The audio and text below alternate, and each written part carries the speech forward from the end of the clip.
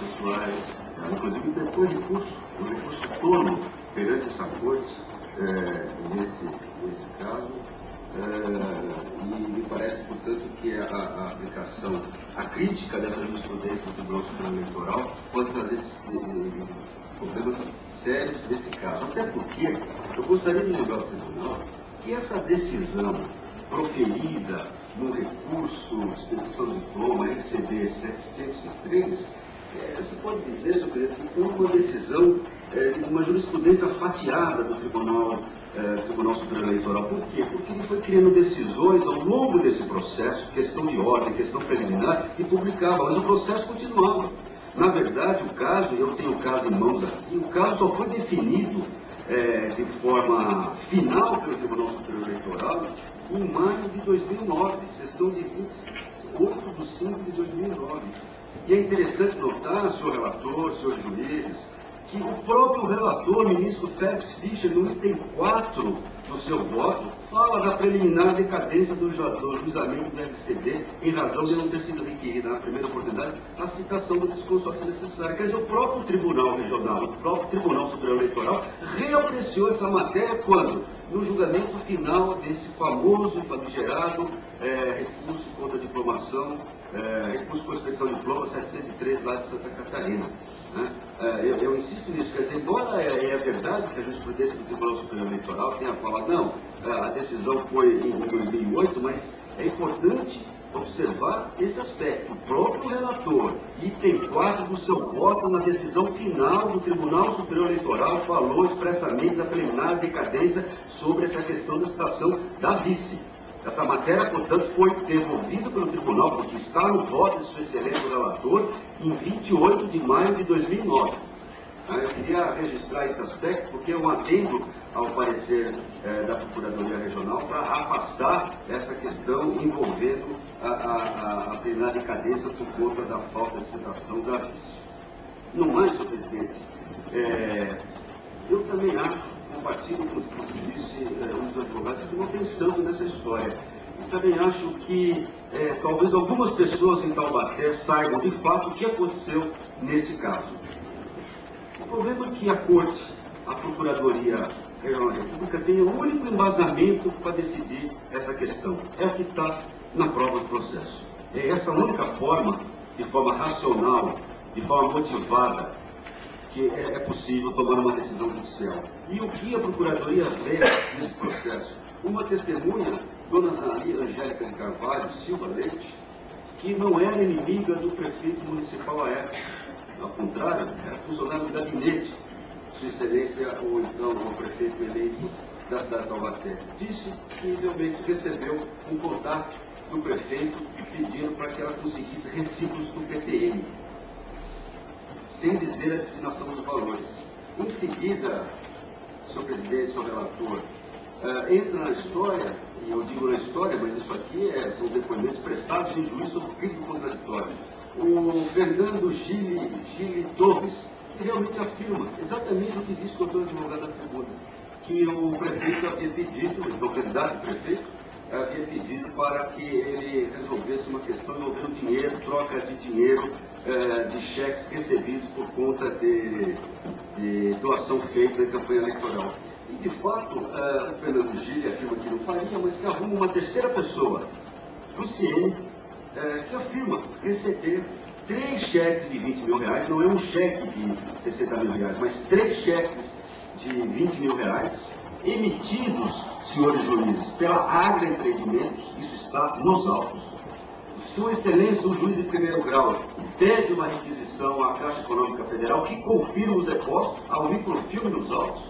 A Caixa Econômica Federal, aliás, faz uma informação, ela dá a informação, ela apresenta 2 cheques emitidos pela Agra Empreendimentos, descontados na conta da dona Luciane, e o terceiro cheque ainda, o ofício da Caixa informa, não foi possível fazer a microfilmagem por conta de problemas técnicos, mas confirmo que o terceiro cheque de 20 mil reais, prefazendo, portanto, 60 mil reais, foram depositados na conta dessa senhora.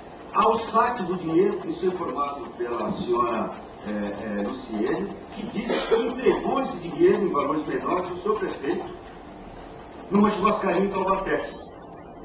Muito bem, senhor presidente. Essa é a prova que eu vejo dos autos. Essa é a prova formada pelos representantes da época.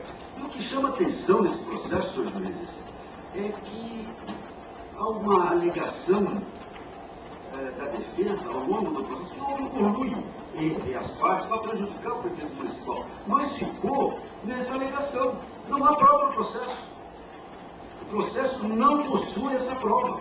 E o que é curioso chamar a atenção é que há um certo momento nesse processo em que a defesa do seu prefeito diz não, mas o garçom X da churrascaria tal diz que o prefeito nunca apareceu na churrascaria para receber os envelopes de dinheiro, como disse Luciano nos autos. Essa testemunha não vem para o processo, senhor presidente, senhores juízes. É uma mera declaração. É uma prova que não foi colhida, portanto, sobre o crime do contraditório. Uma prova dessa importância não veio para o processo. Não consta no processo, uma mera declaração. Quer dizer, então que a defesa teria condições de contrapor um argumento importante, é verdade, mas que, no meu entendimento, não teria condições de afrontar todo o conjunto probatório, essa prova não veio no processo. E há também, senhor presidente, isso é que dá muita tranquilidade para a Procuradoria nesse parecer. Aqui não são 3 testemunhos, são 3 testemunhos, a prova documental da empresa Agra dizendo, realmente emitimos doações eleitorais para o prefeito municipal em nome do partido PTN, que fazia parte da coligação. O provante dessas duas recibos eleitorais aqui, desses autos. A informação da Caixa Econômica Federal, de fato, 3 cheques de R$20 mil foram descontados da conta da dona Luciane. Senhor presidente, o que dá absoluta convicção ao Ministério Público de que aqui houve uma clara violação à legislação eleitoral e à legislação prevista no Código Penal. No Código Penal. E dá muita tranquilidade ao Ministério Público para dizer sim, nesse caso não se trata só de prova testemunhal, de conjunto probatório.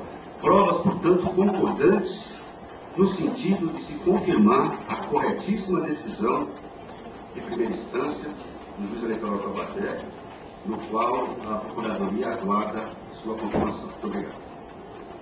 Tem a palavra do relator. Senhor presidente, nada obstante as opiniões em contrário, penso que se operou a decadência do direito de propositura na representação. A demanda teve por escopo a apuração de condutas em desacordo com as normas previstas na Lei das Eleições, relativas à arrecadação e gasto de recursos na campanha do candidato a prefeito Roberto Pereira Peixoto, nos termos do artigo 30A da Lei 9.504. E de acordo com decisões desta Corte Eleitoral, inclusive reconhecendo a decadência, as sanções fundadas no final do artigo 30A deveriam ser propostas até de formação. Menciono 2 acordos aqui dos magistrados Paulo Alcides e Marcos Ferro. E em seguida observo o seguinte: realmente, esse prazo se configura como decadencial, pois não se interrompe nem se suspende, podendo ser declarado ex officio pela autoridade judicial quando de sua interposição de forma intempestiva.